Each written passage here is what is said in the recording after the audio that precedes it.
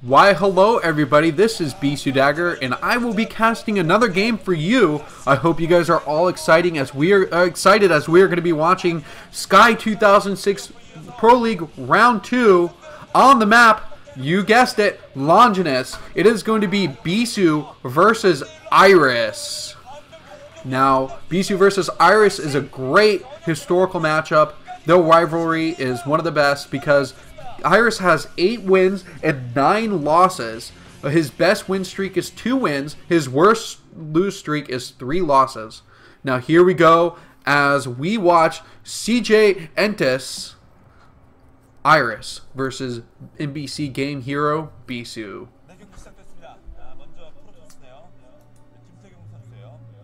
And look at that devastatingly handsome hair again, as this is going to be 2007 January 7th. The last game I casted was 3 days before against Canada on January 4th, as this tends to be a popular map. Especially for PvT, Bisu seems to be sent out on Longinus quite a bit. So, and look at this again. It seems like 3 casts in a row. I am casting Bisu, spawning at the top right-hand corner at that 3 o'clock position, and giving Iris that Terran spawn position at the 7 o'clock position. So one more time we get to analyze how Bisu is going to win this game. Or lose this game. It could go either way.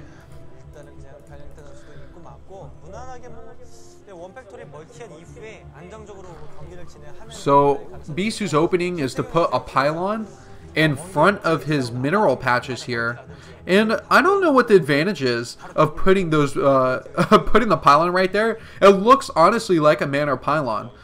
Do you guys agree with me that it seems like it could be blocking probes from mining, or does it help mine from the mineral patches optimally by putting the pylon there? I am looking for feedback from the live audience today, if you guys would like to join in and tell me a little bit about that. Meanwhile, Bisu throwing that Protoss assimilator down, and he does have the gateway inside of his main, so probably going for that cybernetics core upgrade and ranged dragoons to open up. Meanwhile, the refinery is being built, so this is not going to be a fast command center here. And so the minerals are messed up on the right side. So what does that mean? If you don't have the pylon there, then the probes might have weird AI.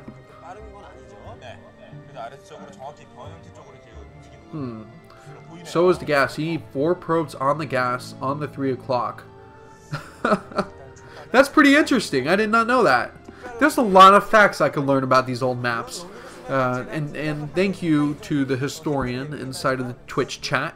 Now, we did see the refinery was going up and is done for Iris, also known as Berserker.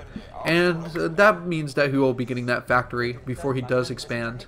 And so siege tech early on probably too. It's just such a useful upgrade to get that siege pretty quickly. It makes you defend very easily here.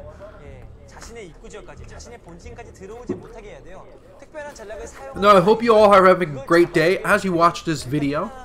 Welcome to the cast, and if you guys don't know, I'm not the self-proclaimed greatest Bisu fan of all time, but I am one of the many Bisu fans out there, and it's just a blast to watch all his games. I get giddy with excitement. I don't know about you guys, but this guy, he's good. Bisu is good. Even when he loses, it's a good loss. You know, like every time, you just get very excited about it.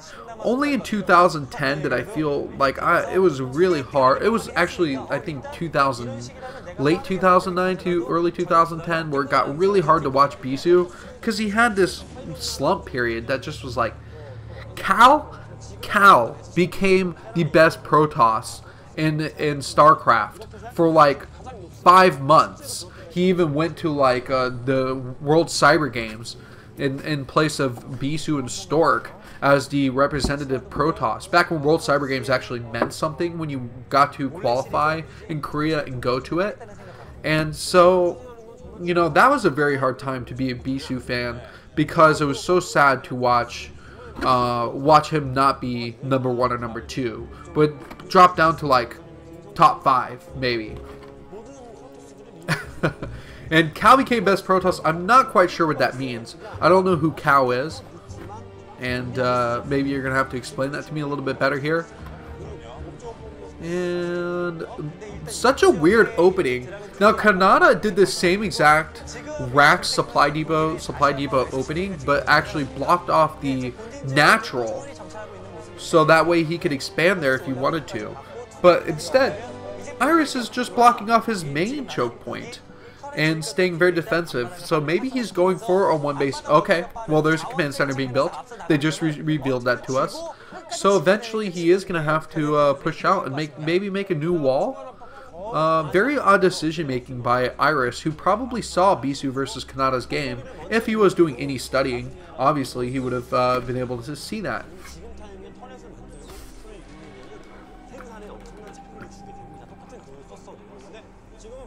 So Bisu has quite a few Dragoons being sent over, along with a probe.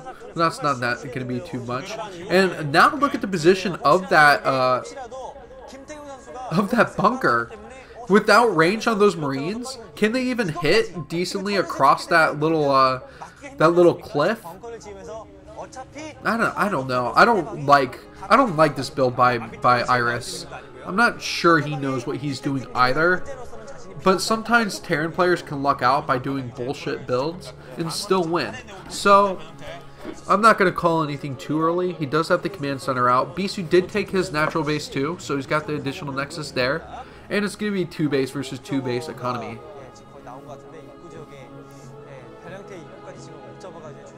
Maybe that's what it is. Okay, so Iris is probably showing fear because he is afraid to do anything brave. And so he's not embracing his inner berserker like we would expect from him. Meanwhile, okay, I know I'm working through the ranks of these games and Longinus is going to come up a few more times, but god dang, this is a very passive map in the opening minutes of the game. So we're reaching 7 minutes and 40 seconds.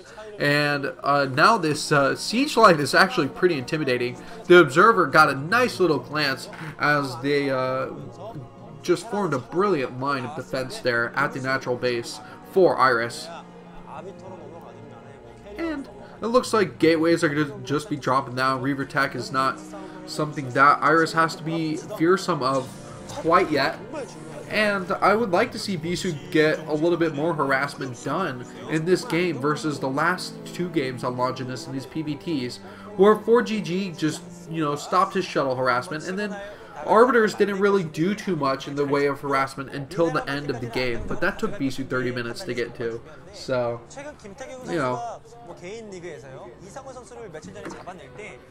But what else can you do as a Protoss player? Get some DTs in there? Sneak him in? That could be fun. And, oh man, these probes are going to get easily picked off here. One of them, he should have gotten one more there. But instead getting away with his Vulture. And now actually scouting that a 3rd base is being built for Bisu. And that Vulture does eventually lose its life, getting cut off. But that was really important for Iris to see, that there was an additional base being built at the 12 o'clock position. So now with Bisu getting on 3 bases, it's really hard to get 3 base economy effectively if Terran goes for a 2 base timing attack. And right now, what we're seeing is a potential 2 base timing attack. I do like the amount of Dragoons that Bisu has, but I think he might be short 4 Zealots. It could just be that small amount of number of units for him to be able to take on this force adequately, because the Zealots are going to die off quickly to siege. But Bisu pushing him brilliantly. Oh, so the siege tanks do get into their siege mode just in time to push Bisu back, and no damage done on either side. Maybe just a few shots on one tank. So far, so good for Iris, as he pushes his way towards the middle. And Bisu's going to have to pull back again. In fact, there are no Goliaths here. This is not a turret-style push. And now the drop with the Zealots, but... Oh, man, he almost pulled that Spider Mine into the tanks. in this push here, a decent concave, but there's not enough Dragoons. Bisu's losing his entire army. He doesn't have much left. And like I said, when you're investing on 3 bases at the same time, all of a sudden there's this moment where you're like, oh shit, I haven't been producing army for like 3 minutes now. And that means 2 bases worth of macro from Iris is just gonna come at my face. And this is what distinguishes between you and the best players in the world, is knowing how to deal with those timings better than we can. Knowing when to transition properly. In Bisu right now, his attempt to take a third is going to get punished heavily right now by Iris, who's putting himself in a great position, constantly doing a rotation of sieging tanks. And I just love the beautiful dance that he's been doing with his mech. Now Bisu is trying to take another opportunity to pick off these siege tanks, and like I said earlier, if he had a few more zealots, he might have been able to take those forces out quicker, but now all his Dragoons are about to die off. He's getting pushed back. This is the Sky 2006 Pro League Round 2, and it looks like CJ Entis is trying to tie it up, as Bisu is in a lot of trouble here. It might come out to a 2-2 in this series. Oh, now everything's getting taken out inside of this natural base. While Bisu still has a third, it's going to come down to how many production facilities does he have, and can he get out past his choke point here. The turrets are about to finish up, and then drops are going to be completely shut down. And now the shuttle is going to be in trouble. It will eventually die as it tries to go there for another drop. The Dragoons and Zealots do try to push out again. Bisu not wanting to give up, but this is looking like it is pretty much over here. The Vultures are doing just a great job of preventing these Dragoons of getting the shots off on the Siege Tanks. And it looks like as this one last does go down, Dragoon does go down. GG for Bisu. Iris taking one of his 8 games in total that he's taken off Bisu. His second one in almost just a week now too.